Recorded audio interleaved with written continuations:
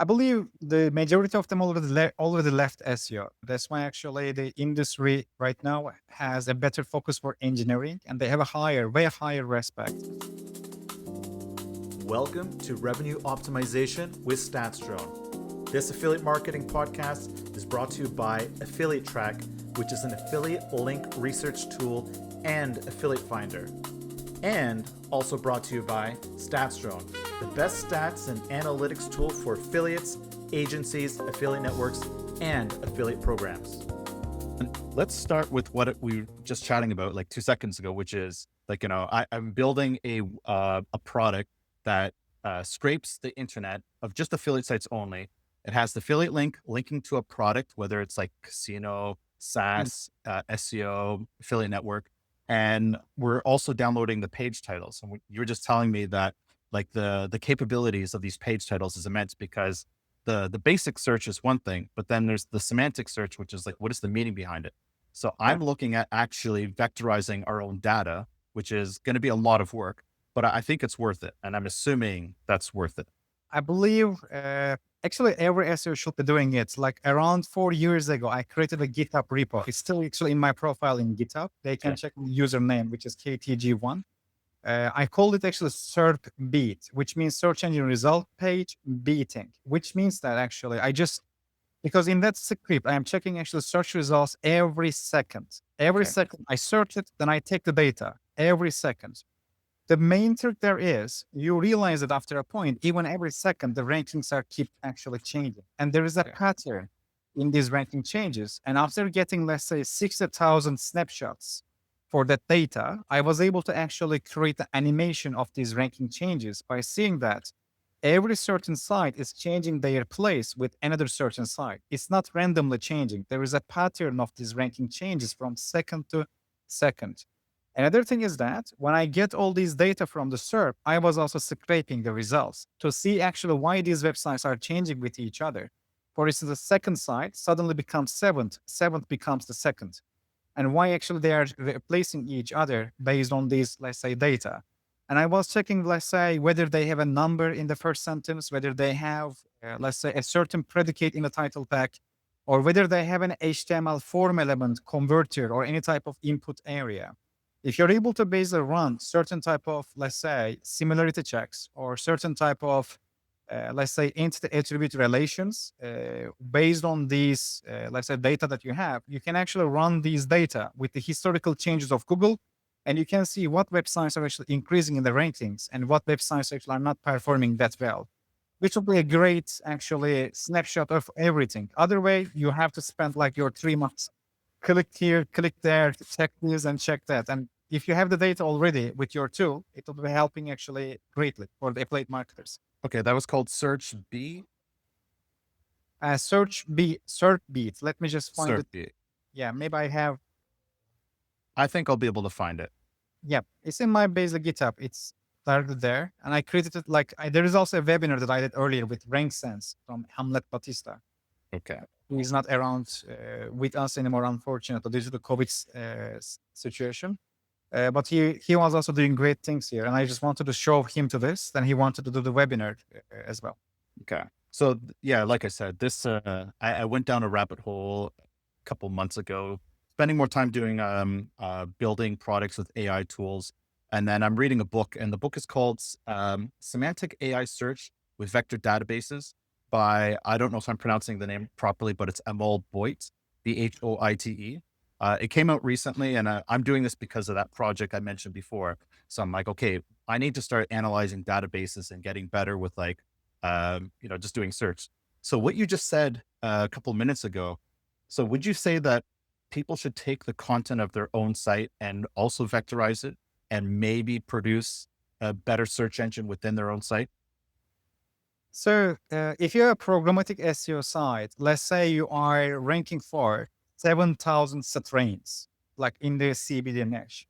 In that case, managing that content is going to be really hard. If you have 40,000 products in your e-com site, again, it's going to be very hard for you to actually manage everything. If the project site is big, I will definitely vectorize it, and I will actually also standardize my sentence structures. For instance, when I create a templated content to decrease the repetitiveness and increase the originality, I use certain type of synonymizations, or I change word orders, and I try to add also, let's say, different criterias. Because in Google's language system, they have four main actually principles. One of them is factual content, opinionated content, structured content, and unstructured content, which means some sections of the content should be tables and the lists, which is structured.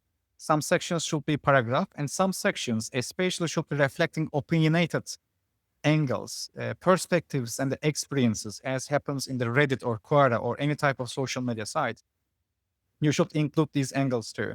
And when I do these type of vectorizations, I'm able to see the percentage of factual content or percentage of opinionated content, which actually helps me to correlate it with the affiliated, especially for the affiliate industry. It is important because since 2023, the content that is factual with certain perspectives, also reflected in the language, is actually favored by Google, especially user-generated content heavily has been promoted already, even the Google's API link. If you go to the Google's content API link for content warehouse API link, and if you search there UGC, especially UGC change frequency, you will see that there are lots of methods there to see actually how frequently the user-generated content is changing there. If you go to the Google's quality rating guideline, you will see human effort.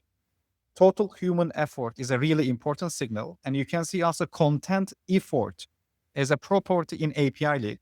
And they say that content effort is measured with large language models.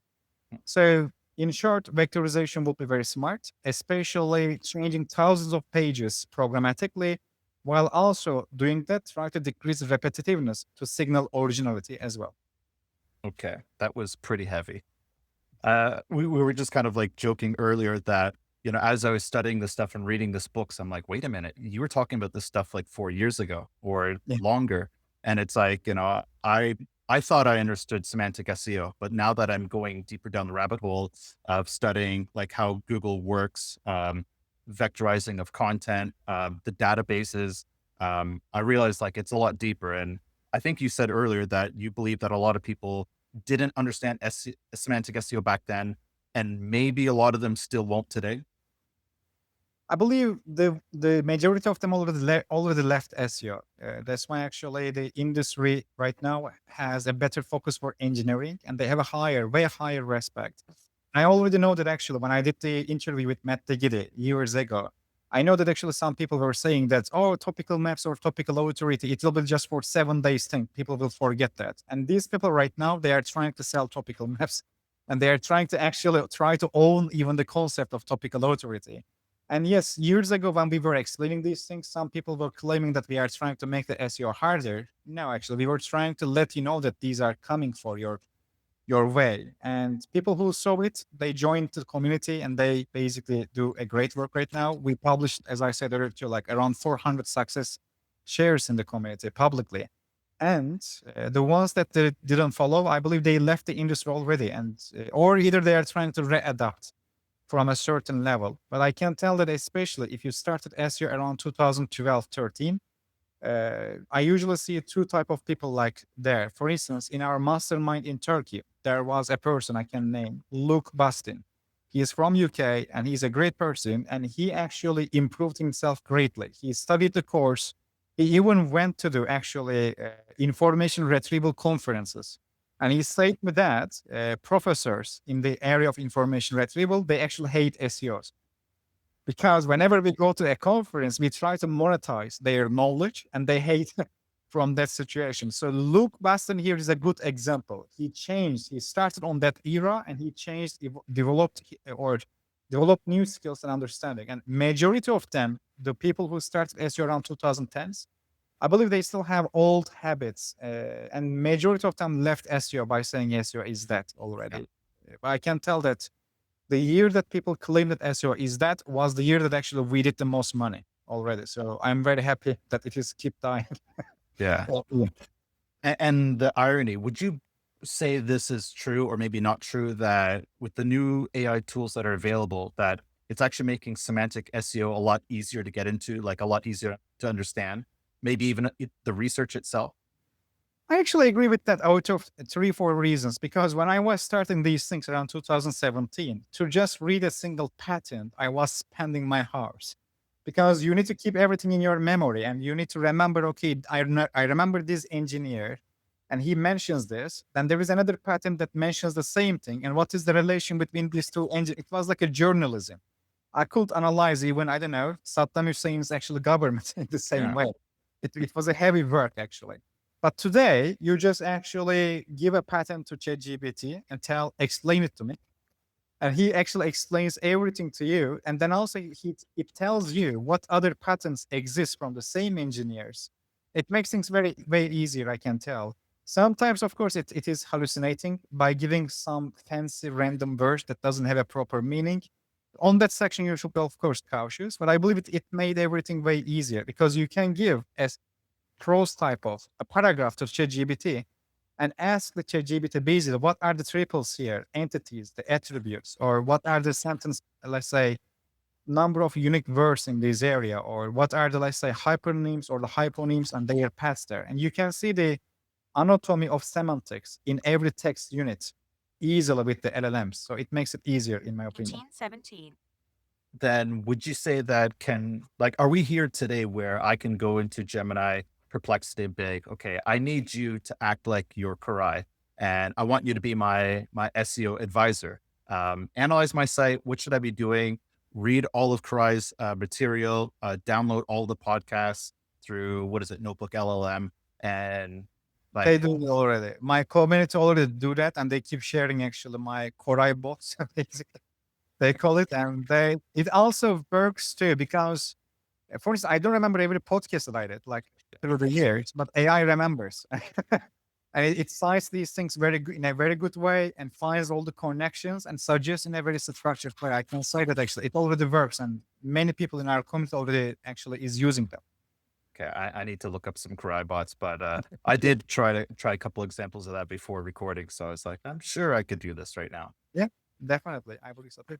Okay. So over the last couple of years, I've interviewed so many different SEO people, and there's always been constant talk about both AI and AI with content generation. And I've been personally scared about using AI because I've seen some people brag about how they used AI to make all this money, and then they went quiet because their site got destroyed. And I've seen a lot of destroyed websites. So Sure. is there a right way of not only using AI for content research, but actually creating content itself? I believe there is because we created the actual AI websites in 2021, way before ChatGPT, and I explained these actual websites in my Saigon speech in 2023. And I remember that actually how people were shocked on that speech too, because they saw it already, because they were already discussing this, like, is it safe or not? And when I showed them the websites that actually already are hit, even 2 years earlier than ChatGPT era, they were understanding, okay, this is already actually covered by Google. But the main thing there is, they usually cover it from your momentum. Because when I created a topical authority concept, I say that there are three principles. You cover it actually wider, you cover it deeper, and you cover it faster. The fast section, I called it momentum. If you cover a topic, let's say you publish 8,000 strange pages on one day. Initially, it ranks really greatly. It indexes very fast. But after like around average 6 weeks later, your website is going to be hit and it will be dropping in a very great way too. So that's why I usually suggest actually for momentum, stay in the human range. Don't publish everything at the same time, but just distribute it at a time. The second part is that the humanization is a big part because we always have a blacklisted nouns, blacklisted adverbs, blacklisted adjectives. Because if you look at the AI, it is actually called statistical semantics because AI distributes certain type of words together with certain co-occurrences. And this is usually called actually stylometry. It has a style already. When you see that style, when you go beyond that actually, let's say, ordinary people's angle, and when you see actually the anatomy of the text that it creates, you're able to actually hide the signatures in a better way. Because I'm able to say that never use this word, always replace it with one of these actual synonyms. You're able to create a decision tree for your own industry by giving an SEO dictionary, sentence structures, an order of these sentences, and you can always actually create unique content thanks to that. But you should have very strict system instructions and a very, let's say, a good blacklisted word component to actually guide it in a proper way. So it Okay. works already. So maybe a quick example of this would be, let's say if you want to do 8,000 affiliate program reviews, you do it all at once, you're risking a problem. But in order to get through 8,000 human, reviews of 500 words, that's going to take a long time. So maybe as an idea that you could kind of take like create mini databases where, someone's manually going through the current site. They're trying to document what they see, maybe even what's been written on the internet about them, and then kind of like do a mini summary, feed that into AI, and then use that for. There is a good example site for it, actually. I always give that website as a bad example and as a good example, though. It is topfirearmsreviews.com, it should be, as much as I can remember. It's a good example because it's also programmatic. It always uses actually Amazon reviews. Okay. In my Sofia speech in 2024, I explained actually how we use existing reviews from Amazon, Reddit, or other places to scrape all of them and combine them with our large language model in a very unique way, in a way that actually Google sees it user-generated content with originality. It also does the same thing. It is also a better example because if you check the Wayback Machine data for the era that they are losing the rankings, you will see that once they get the rankings for firearms, they also start to review hotels, bicycles, Gucci bags, etc. But so it was diluting the topicality and decreasing the site focus score, as the API leak actually says, and they were hit. Once they removed this unnecessary content, they came back. One more thing is about the images. Google doesn't index every image. And when they go to the Amazon reviews for products to the page 5th, 6th, 7th, you will always see unique user-generated images there. And that unique images on your pages also contribute to the uniqueness and the originality. Who sees that image first time on your page as well. So these type of many other angles actually can be used as well.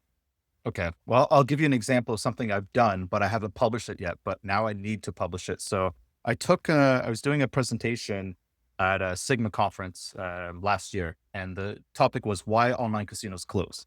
So I analyzed Ask Gamblers database, lcb.org database. We also have a database of closed affiliate programs. And I said, what's the signatures behind it? So of course I went, scraped a lot of data, ran a lot of Python, and then I started looking at, well, what were the signatures? And one of the signatures that came to the top was most of these sites had really bad terms and conditions for players that said, you can't cash out more than like $2,000 per day, or 5,000 per week, or 10,000 per month. It was pretty bad. And that was actually most of the cohort. So I think by publishing that data could be useful. And I think another example, just to use your example, would be taking casino complaints, which is Ask Gamblers, lcb.org, Casino Guru. I mean, I don't understand why people don't do this. Like if I was an affiliate today, I would create an aggregator site and say, I'll tell you everything you need to know about all the complaints, not just one site. That's true, actually. And in one actually SaaS, for instance, in the online dating industry, it is the main competitor of Tinder, but I can't give the name due to the NDA. On that company, for instance, when it comes to the subject of senior dating, we added some design elements to the page. These design elements actually have some polls, which means that actually, let's say we ask a question like, what is the best place to meet with seniors over 60 years old?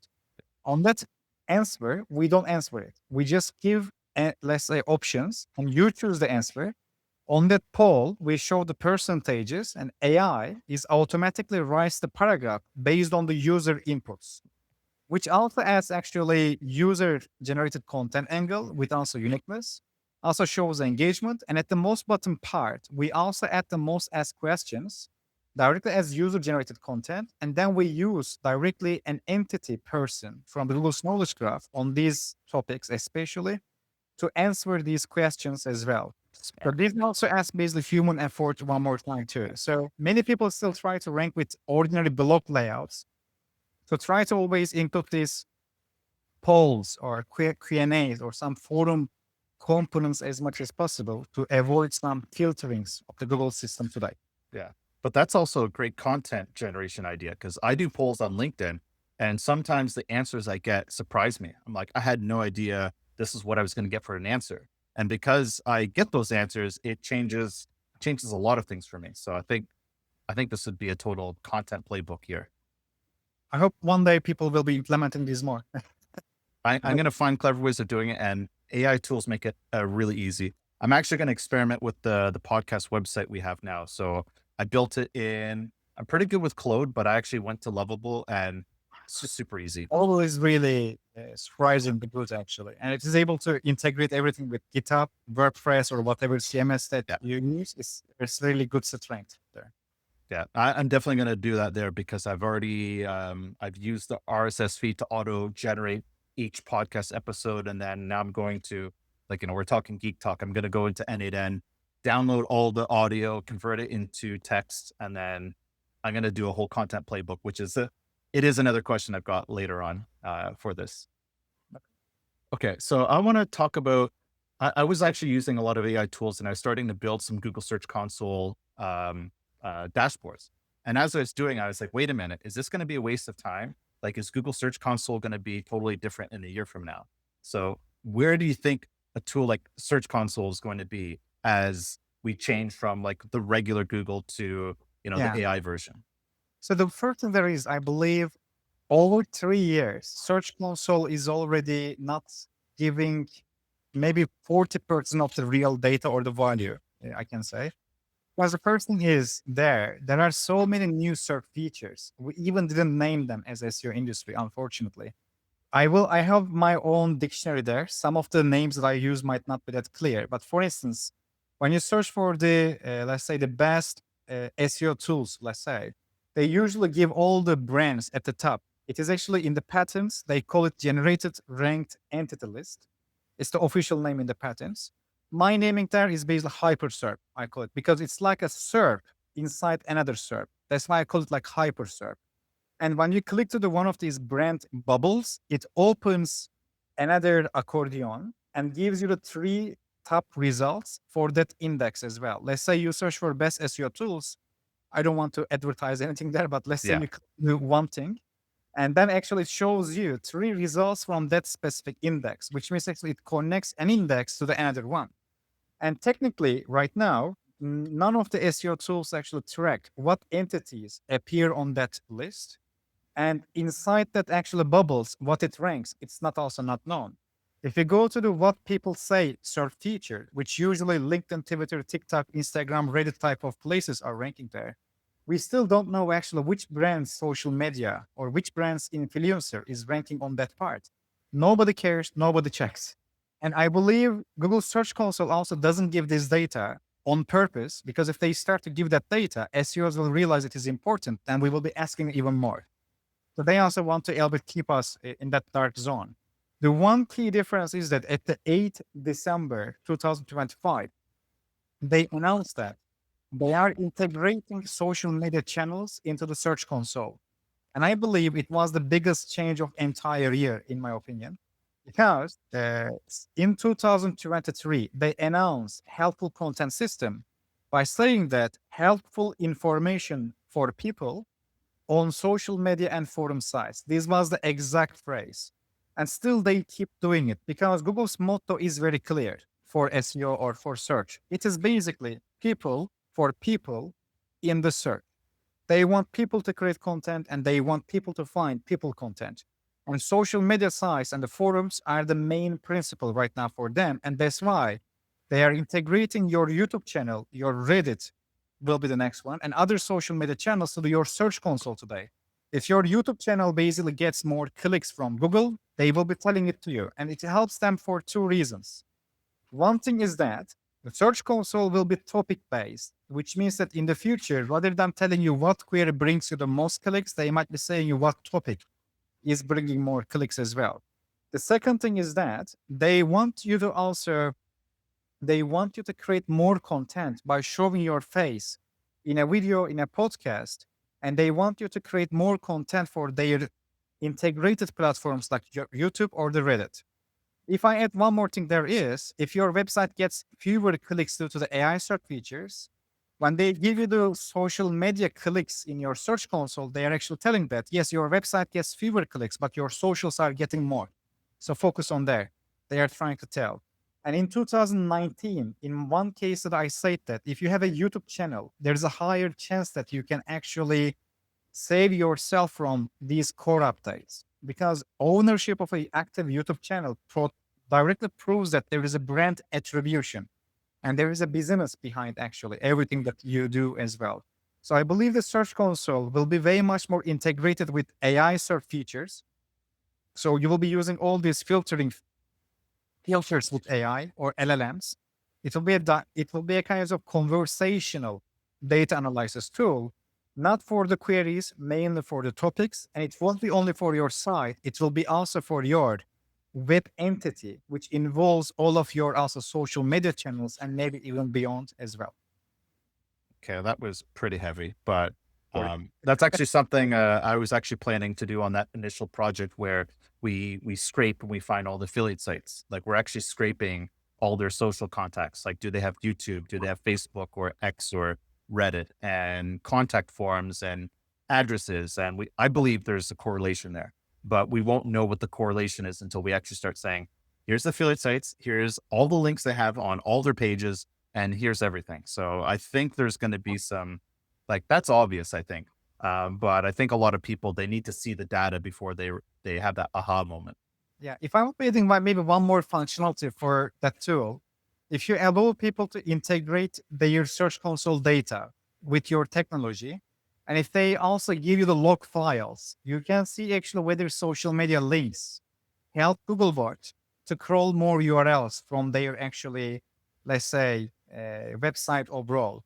Because comparing some data like this, let's say there is a URL, it is being crawled by Googlebot's higher frequency during actual social media shares. Because if you go to the Search Console, use the URL inspection tool, sometimes you will see that actually TikTok or Instagram comes in the referred page section. They find your URLs from socials and then they start actually crawling there. You can decrease the indexation delay and you can increase number of keywords that you rank through actually getting these links from socials. I'm not talking about link juice or page rank here. It's different. I'm just talking about exploration of new content and forcing Google to crawl it more frequently as well. That type of maybe check answer would be helpful too. That's actually a great idea to ask, to say, hey, do you want to connect your Search Console data? But it goes without saying that the user needs a benefit from it. But I do think, like, I've actually built some of these console reports where it's like, okay, you know how your data is only 16 months of console data before it disappears. And I do believe that the daily console data is useful, but Google doesn't make it super easy for you to export just the daily. So you have to pull the data once a day. And I'm basically, you've probably already done this before, but I'm basically building this stuff. So maybe there could be some connectivity where it's like, how do we make this useful for someone to connect their Search Console? Maybe if we give them this new console read or console report for free, that might be the incentive to be like, hey, I have a reason to actually upload it. And maybe there's some sort of social, not social, but maybe there's some sort of big data sharing where their data is not exposed, but it's put into a giant database. Sure, actually, many other things can be done with the Search Console data. I believe, for instance, you can always create custom click curves. Every 7 days, you can tell them actually what pages are increasing in impressions from what queries, or you can give them number of URLs that takes impressions for the same queries, which actually shows micro cannibalizations. You can always actually easily export your data to the BigQuery automatically as well. And from BigQuery, you can always try to actually see, for instance, there is a seasonal event every year for some certain, let's say, types of situations. And you can see actually how your CTR is changing during these seasonal events. Or also you can import your log files and you can see actually your traffic data and the crawl data, how they are correlating with each other. Many other things actually can be done there, actually. A lot of data. Sure. Especially your actually vector database. Let's say you vectorize my content and you have my Search Console data as well. You can sometimes, because in semantics, actually, if you want to do semantic SEO, the first thing that you should be doing is decrease the dimensionality. Because I can't keep adding new data, new correlations, new causations, many other things. My script in the GitHub, I have like 2,000 columns. I have taken everything there, but actually seeing the most important thing there is you don't need to check 2,000 columns to see how this website is ranking or why it is not ranking. If you decrease the dimensionality of the data, you can just check some simple things there. For instance, in a simple way, just compare actually your crawl frequency to the actual content updateness, let's say, or your update frequency. Compare, let's say, your number of embeddings when you vectorize the content, compare your number of embeddings to the number of queries that you are ranking for. Or compare your, let's say, number of headings to the number of queries, or percentage of this impression increases as well. All these actually will be more helpful for you to see what I should be increasing most in that area. If you start to deep dive into the every punctuation, every word, every into the reviews, it's not humanly possible on that level, I can say. Yeah. But I actually think that would be pretty cool to give someone the power to be like, hey, here's your page. The data technically is available in Search Console, but it requires, I think, a little bit of data manipulation to see here's your pages and here's what you're getting traffic for, both in terms of impressions and clicks. And I think if people had easier access to this would actually educate them on the actual basics of semantic SEO to be like, oh, I didn't realize this was an important term. Or, I mean, I don't know if this is possible. Do you think there's a future where the search comes in from something really obscure? So it's not a lot of clicks, but maybe the value of the click is worth more. So we have a tool that has dynamic variables. So it's click ID level tracking. So we can actually map each individual click. Now, I don't know if Google Search Console has already switched to by the minute or real-time data, because if you actually know what click came from where, maybe you might be able to match the search query to the actual click going to the affiliate program and actually getting the revenue associated with that click. It is, it's hard to do because the thing is that they are anonymizing or anonymizing the data. If you manage to do that, they will be very against it. They might sue you, possibly, or hide it basically from them at least. Or acquire me. Yeah, that's not true. I mean, you can try to run maybe timestamp similarity. Yeah. There is an organic click on a certain timestamp. And if you are able to also see the session timestamp, and if they are close to each other, closer than, let's say, 1 second, probably it's the same user. And from there, you can assign basically this user ID belongs to this click. And from there, you can actually track them. But legally, I'm not sure how it will be ended Yeah. from. It goes without saying, you have to start with the user saying, do you agree to these terms and conditions and cookies? And you start there with permission. And then once you have their permission, I mean, that would be phenomenal to be able to match the revenue associated with the search term. True. There is one small tool actually, and I guess it was a keyword hero. It is a partner of Google Analytics and they are doing it, but they also do it in a like not like for every click, like a level of clicks they are trying to give you. But they are having a special permission from Google Analytics as a partner. And even it doesn't do more than maybe 25%, I can say. Okay.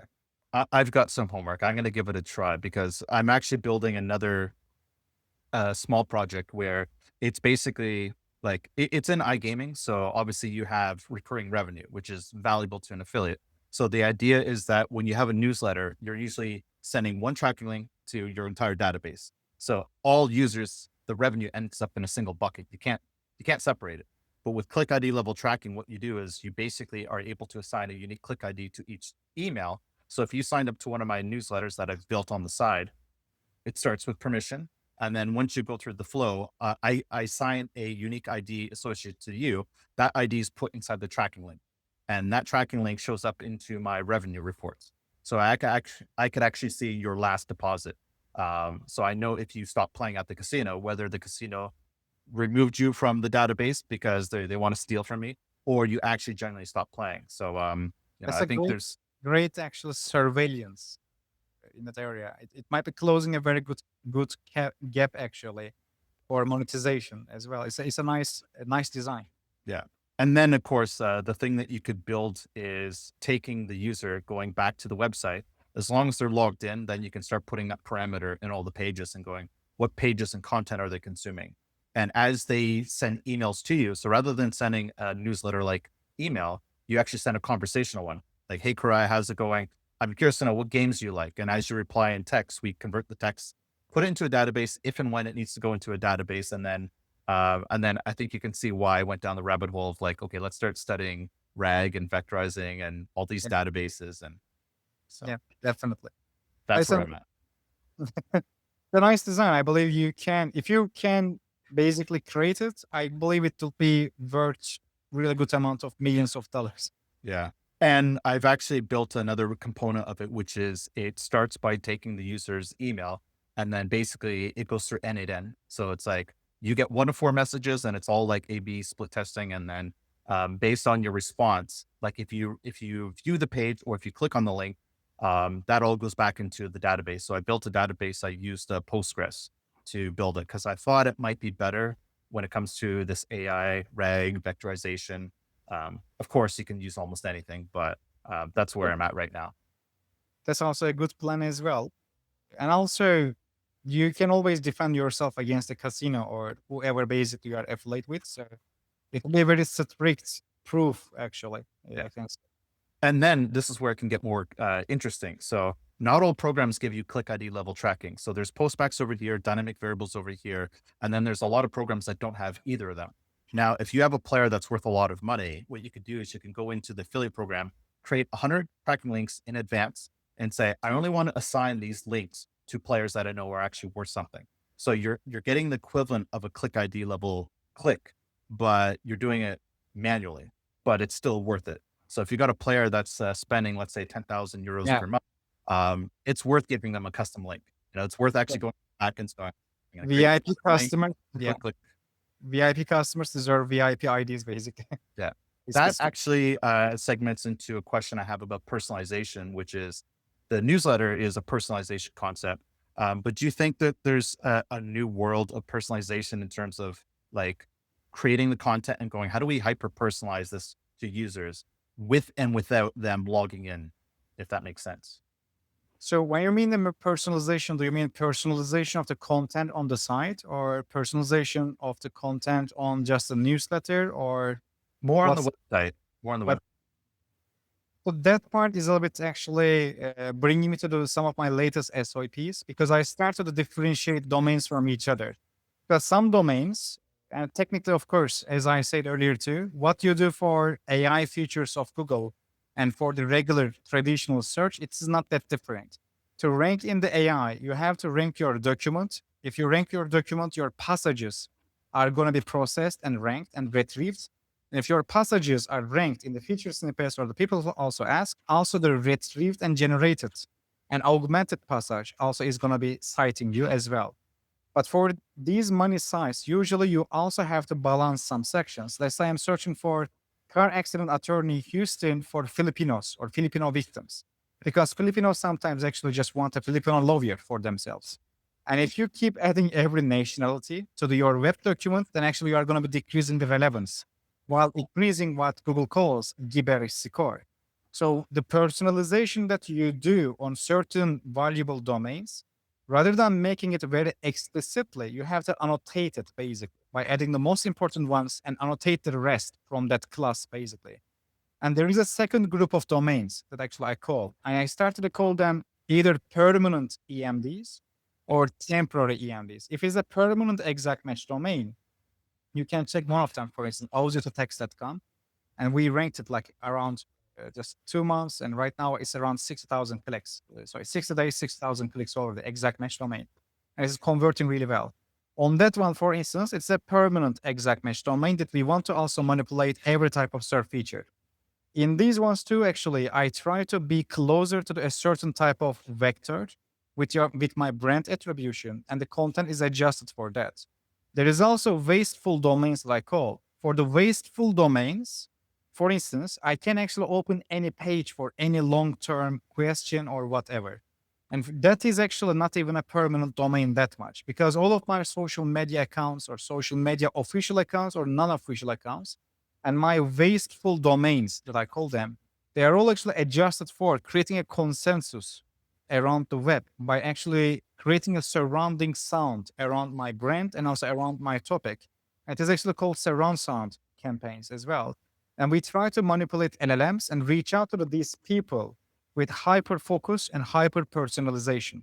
Even if that domain doesn't rank for the long term, or even if that domain doesn't rank for valuable query terms, it's okay because we target maybe 20 words of queries or sentences or instructions. So these are usually mainly for actually LLM focus domains. And if we want to do this level of personalization, usually this is what we do.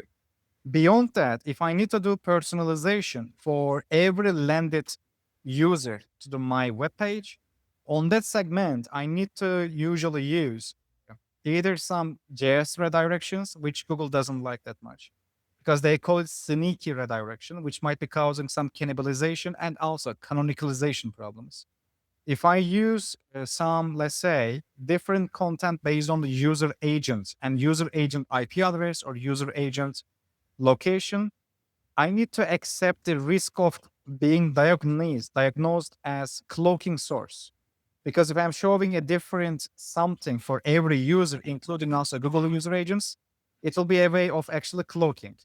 And if I change my URL for some of them, but if I keep it same for some others, again, actually, it will be seen a bit dangerous by Googlebot too. To increase your chance of success there, you can try to see what location Googlebot is crawling you. And from that location, you can always show a certain type of content. And for other locations, you can show some different content as well. But eventually, in my experience, they will catch.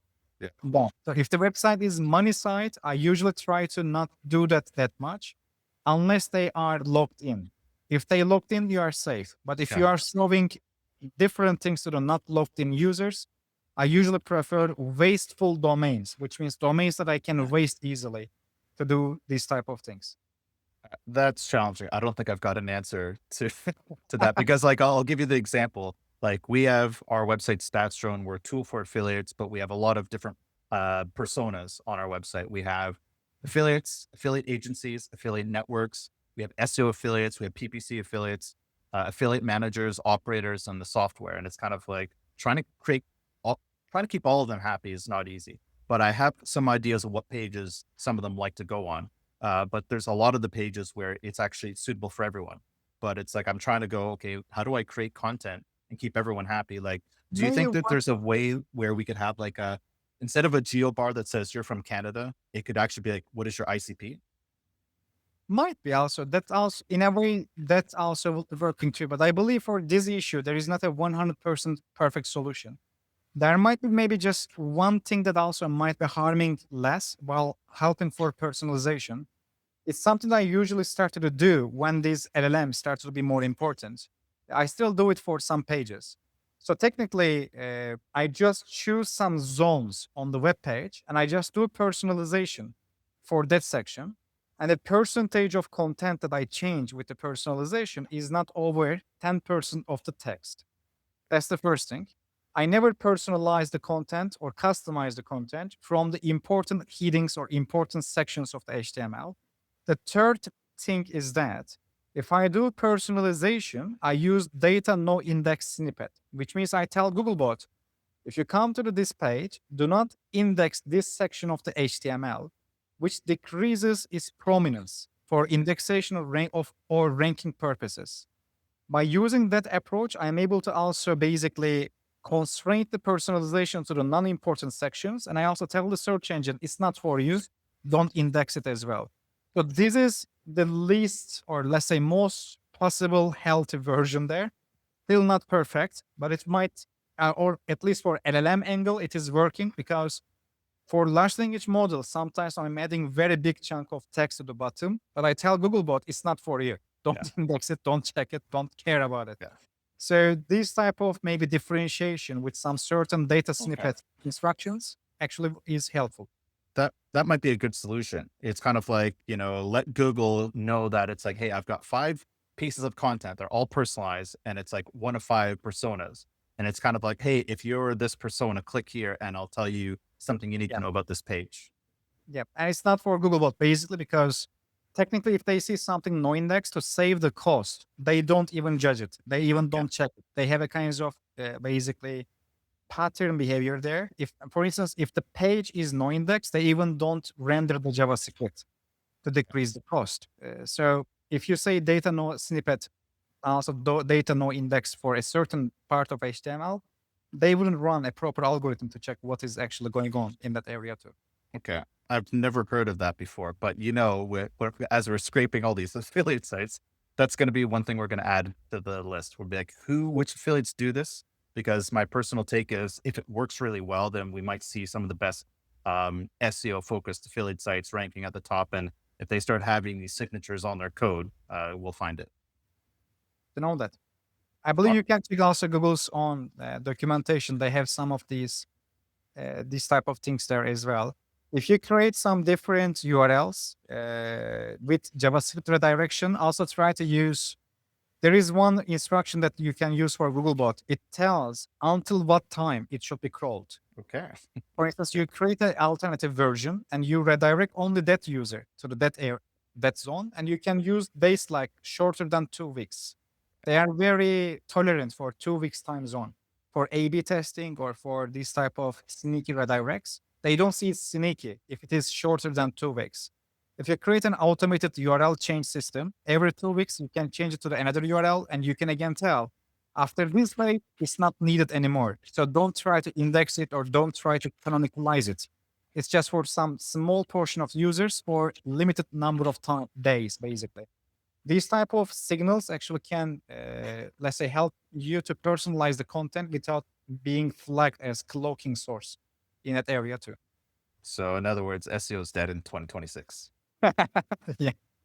I mean, I hope it keeps dying, as I say. Whenever it dies, we make more money. So Yeah.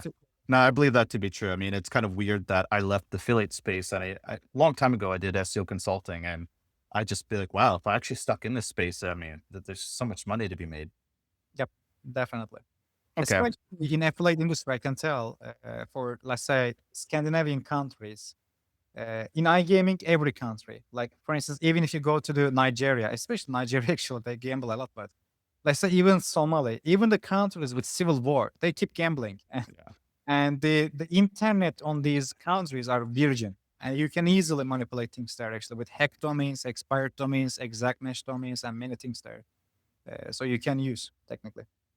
It's infinite. I mean, we have so many different types of affiliate customers. I mean, we don't see their data, but I mean, we a lot of Yeah. them talk to us and they tell us what they do, and it's yeah.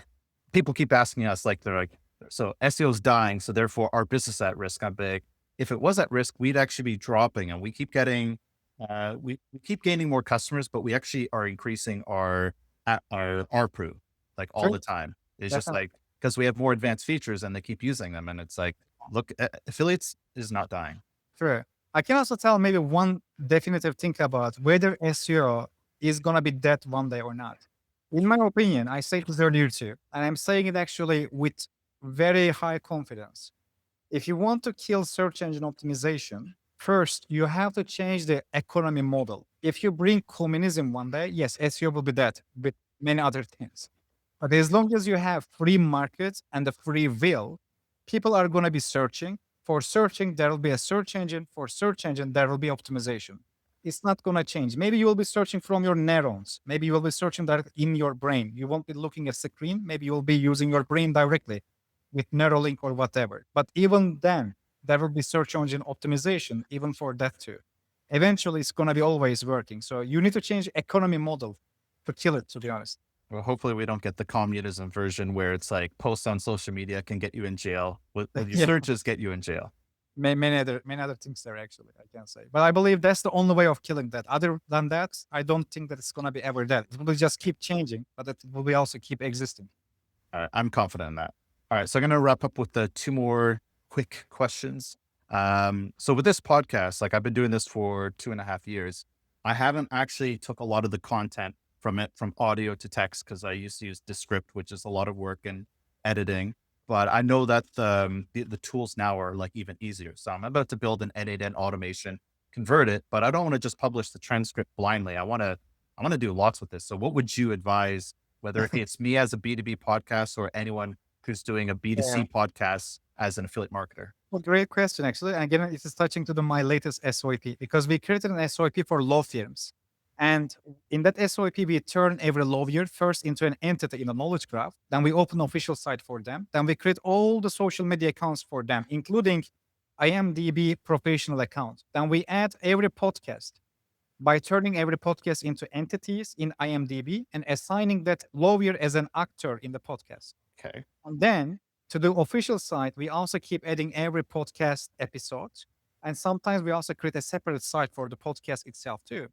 While doing that, we turn every podcast episode to the text because we know that when we keep adding these podcasts to the Apple Podcasts or Spotify or whatever else, all of them basically being consolidated by large language models and Google, and then they also actually change the large language model answers directly as well. So the text there is actually used by LLMs in a very good way. We distribute to the official site of the entity and to the IMDb and to the many other social media accounts. And then we also use certain GPTs or N8N as well to turn this transcript or transcripted text to the tweet floats or to the Reddit threads or to the Quora basically posts. And every prompt basically takes the same text and turns it to the something else. Then it doesn't end there. We also take that episode and we chunk it to the smaller pieces because episode is designed in that way. And then we also add a kind of sound way to do that thing. We turn it into a video, then we post it to the YouTube. And then also we basically make it YouTube Shorts and TikTok Shorts, Facebook short videos, and many other things as well. So it is a kind of content reformatting, repurposing, and syndicating with different angles. Then you will see that actually you are creating so much content from authoritative sources with every type of format, like text content, audio content, video content. Yeah. And then eventually you start to change the answers of LLMs as well, because the moment that you're an entity and the moment that you have too many documents and the pages that are mentioning you, LLMs also start to cite you. And since we have too many law firms as well, we also say things like this. A law site says that basically owner of this law firm from California states that. We keep citing you, we keep mentioning you from other law sites as well, which also creates one more time entitization and also trust around that specific entity and his or her works as well. So this will be one of the things that people can do. Okay. So basically, if you weren't doing a podcast before, this is a great way to build authority plus content. Definitely. Okay. So I did the right thing years ago without realizing what I was doing. I was like, let me just do this and figure it out and try to get some customers. And it's paid 100%. off in more ways than one. Definitely. Second question is, Yeah. So we have over a few thousand affiliate program reviews. We have a site that we compete with. It's not a direct product competition, but it is getlasso.co. So they have affiliate program categories and reviews of affiliate programs. I do think their content's paper thin. Doesn't matter. They rank really well. What should we be doing to improve our rankings and authority we want to be like the number one affiliate marketing company, like when it comes to the B2B side? so in that area, actually, I can tell that many people focus on actually the text mainly. Around 2023, even the half of the 2024, it was still the main focus. But right now, Google is mainly focusing on your layout. Okay. They are able to understand whether you are AI generated or not from the layout or visual semantics. I will give two names. One of them is Alexander Nayor. The other one is Michael Bendersky. If you check these two people, you will see that actually they are reshaping the Google's ranking algorithm right now, and they heavily focus on your layout.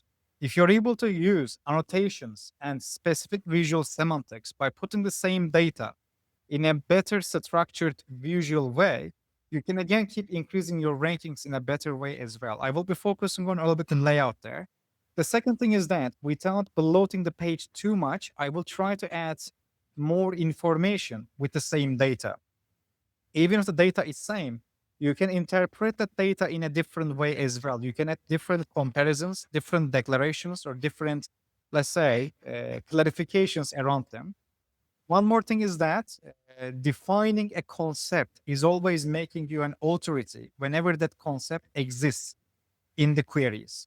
If you want to be an authority on B2B affiliate, defining B2B marketing and also affiliate marketing and connecting these to each other and distributing all these links and authority back to your review pages will be a good approach as well in that area.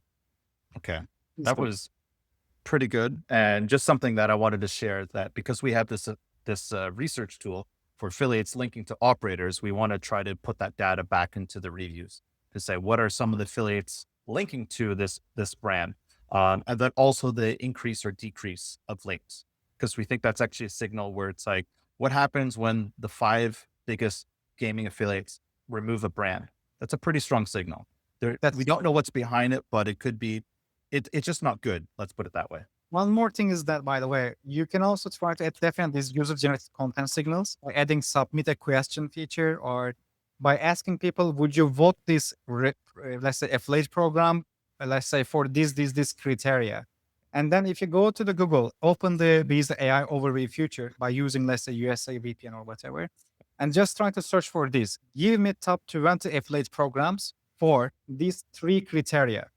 Whenever you change these 3 criteria, you are going to see that the answer is changing.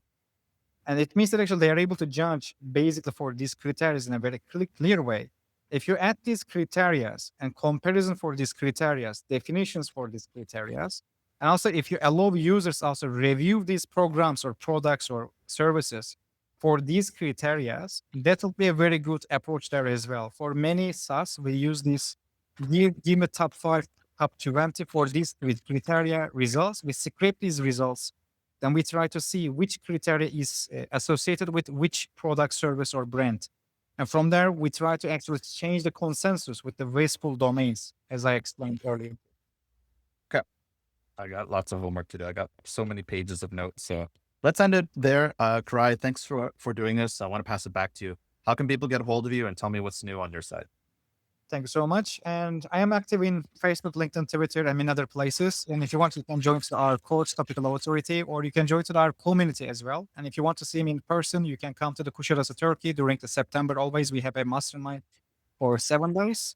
And probably we'll be focusing on a launch of a new course and a new SaaS in 2027. We are actually planning for mainly semantics. We are starting to design it and also coding it as well. But I'm not going to be announced it officially until I trust the SaaS as well. And that's it. Awesome. I got to make my way to Turkey to hang out at your event. So I'm going to put it on the calendar. And if another event has to move, we'll see what we can do. Thank you so much, Joe. Thank you. Thank you as well. Bye-bye. Damn, that was an intense episode. I told Koray that, this would probably be a 20 to 30 minute chat, and we went close to an hour. We chatted a little bit before and after the podcast recording, and yeah, we just talked about a lot of things in the SEO space. I think Koray is possibly one of the more misunderstood SEOs in the world. Misunderstood because I think he attacks SEO from a different angle, and I think he's actually been doing it in an advanced way for many years. I think it's actually now because we've got the world of AI and people are starting to talk about LLMs and RAG and vectorizing databases, that all the stuff Koray was working on years ago, it's almost like it came true. So I got a lot of really good ideas out of this podcast. I hope you did too. I'm personally planning to listen to this a couple more times. So the next flight I go on, I'm going to listen to this episode and I'm going to take my pen and paper and just write some notes. So very grateful to have this chat with Koray. I'm still buzzing from doing the recording, and he was one of the more downloaded episodes we've had in the last couple of years. And I think this one is probably going to beat it, and it's going to be just new content that's relevant for today. And for those that have kind of maybe thought that, Koray was just talking too much about semantic SEO. Well, semantic SEO is a real thing, but it goes deeper beyond just kind of, doing EAT and topical authority. You can take it to another level. And I think in the world we live in today with AI, there's definitely a lot of opportunities here.